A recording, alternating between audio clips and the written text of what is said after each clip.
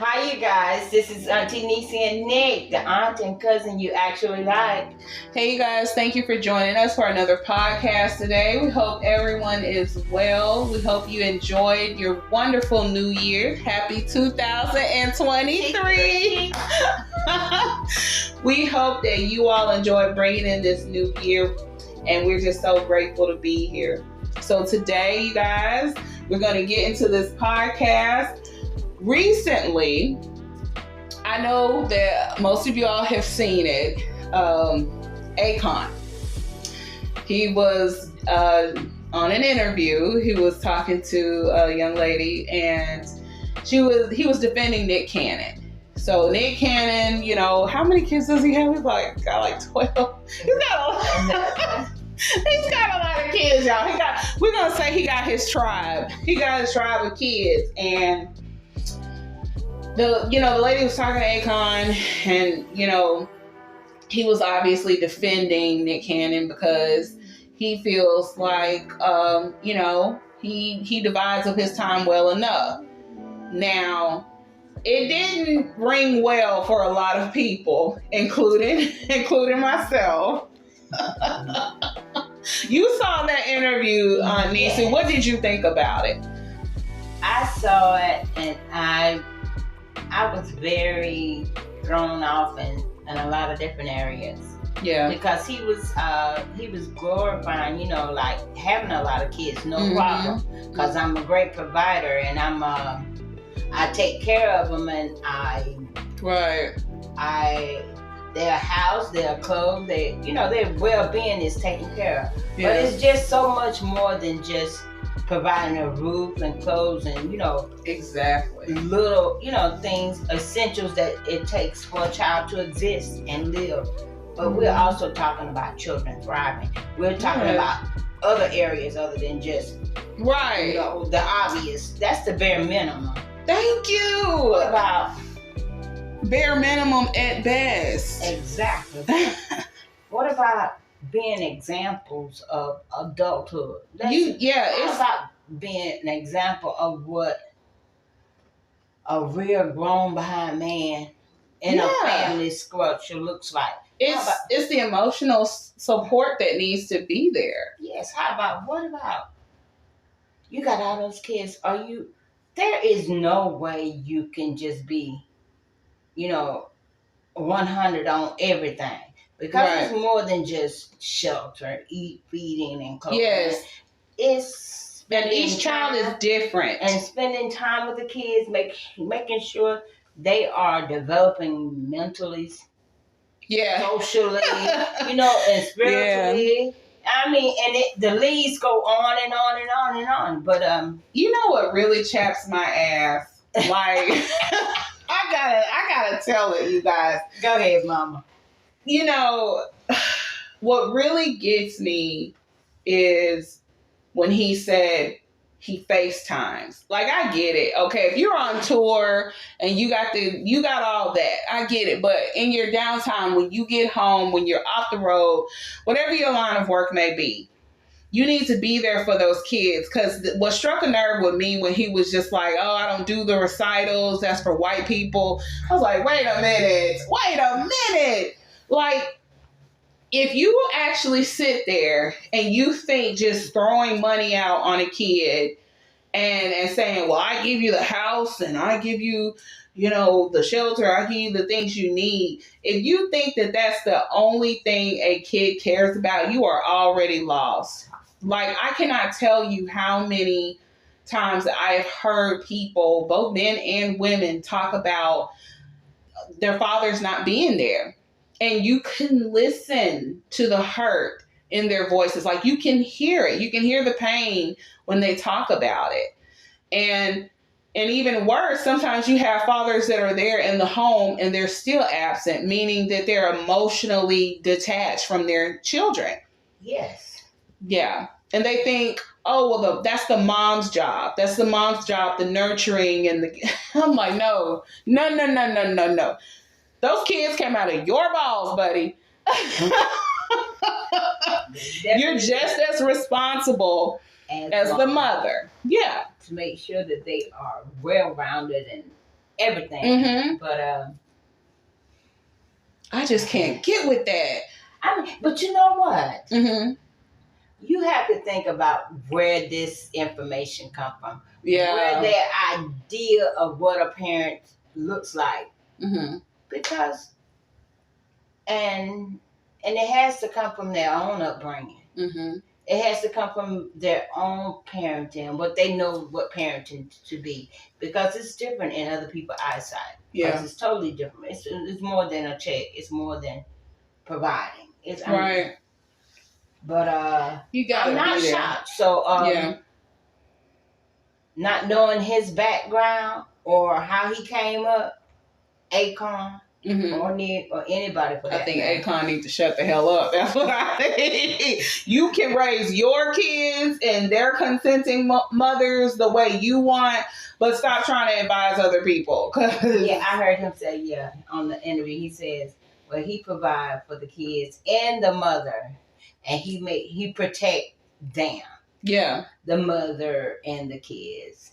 But it's more than protecting. It's more than providing. I want him to define his method of protecting, because from what I gathered when I listened to him, he was just talking about like the financial aspect of it, and it just takes so much more, and I just can't.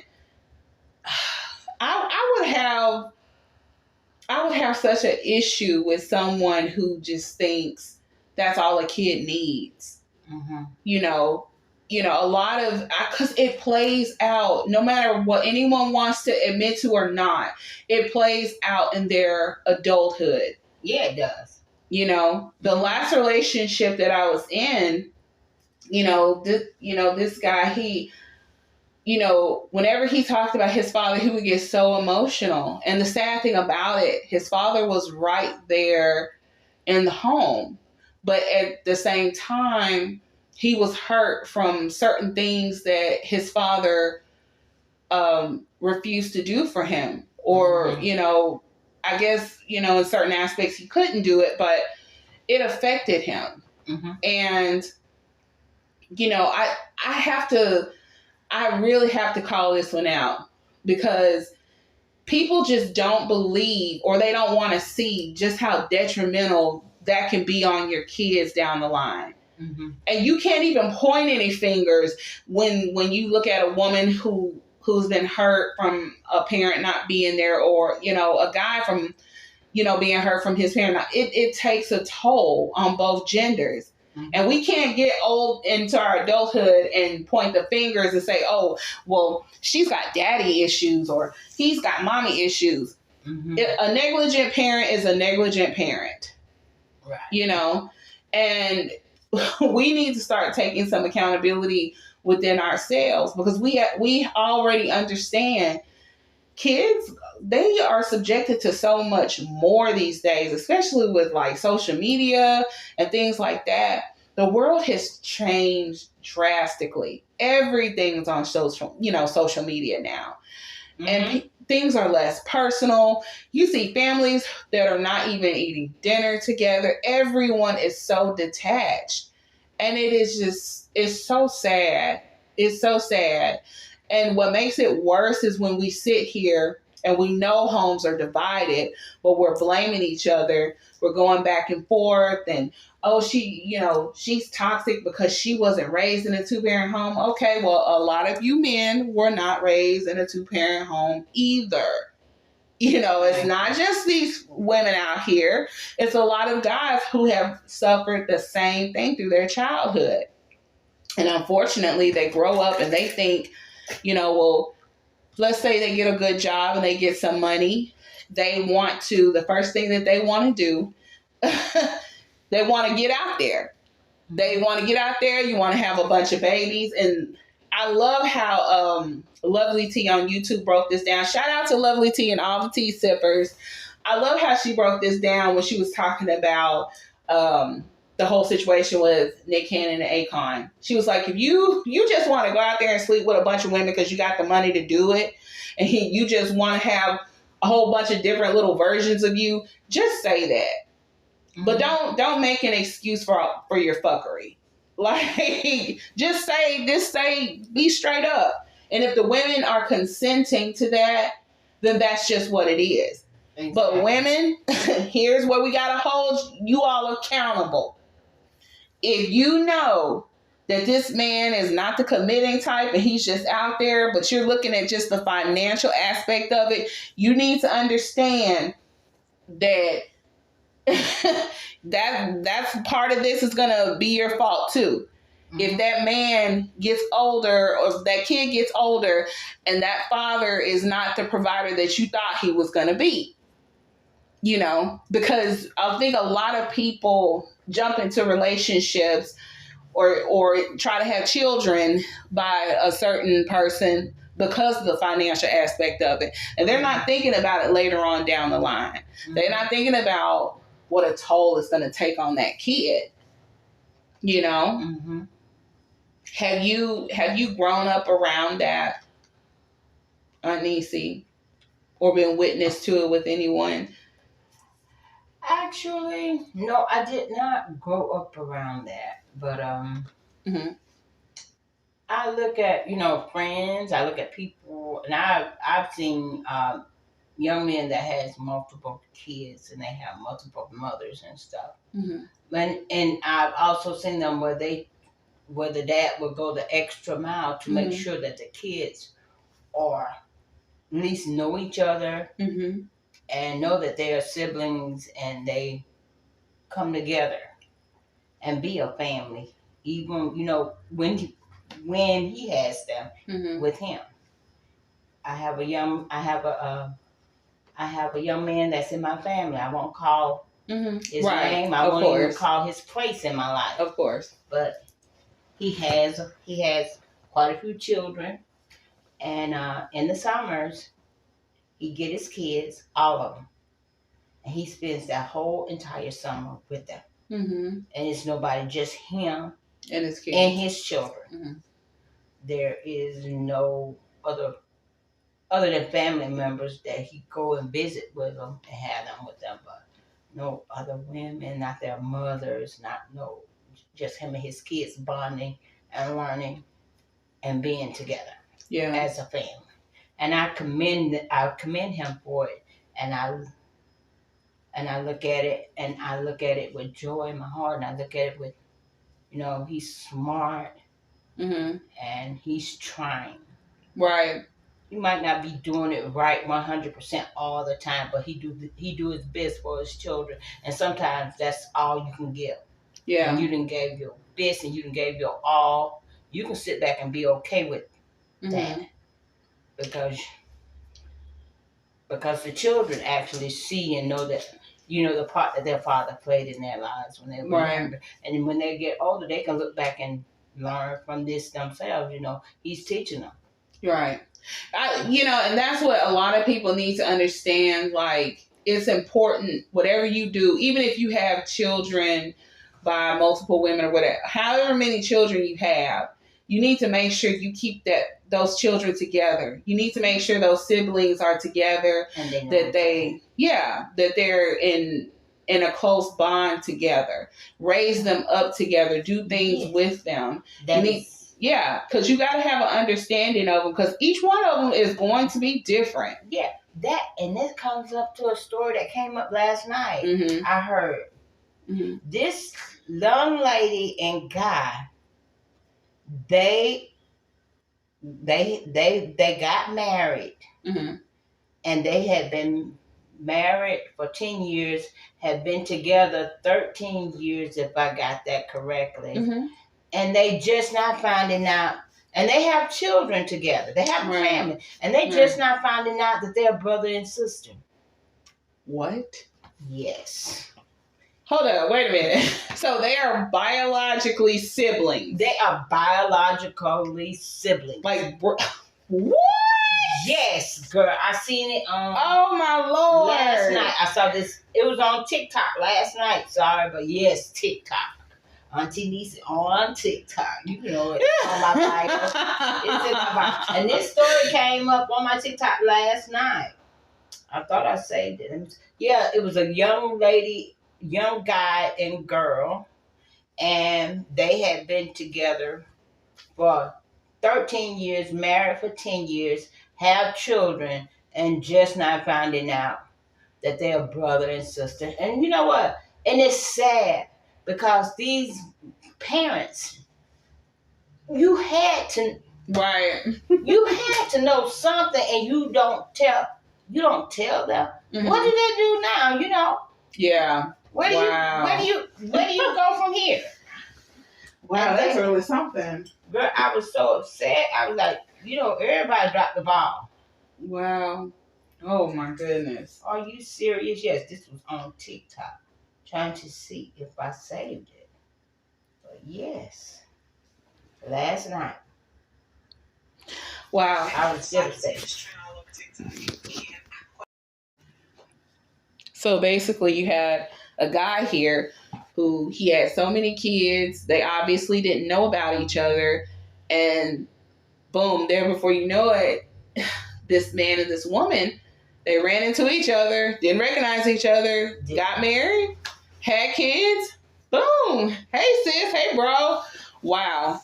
And 13 years and 10 years of marriage later, they find out that they're siblings. Yeah, so they done did it all. Biological siblings. Wow. And I think in a case like that, so many people drop the ball.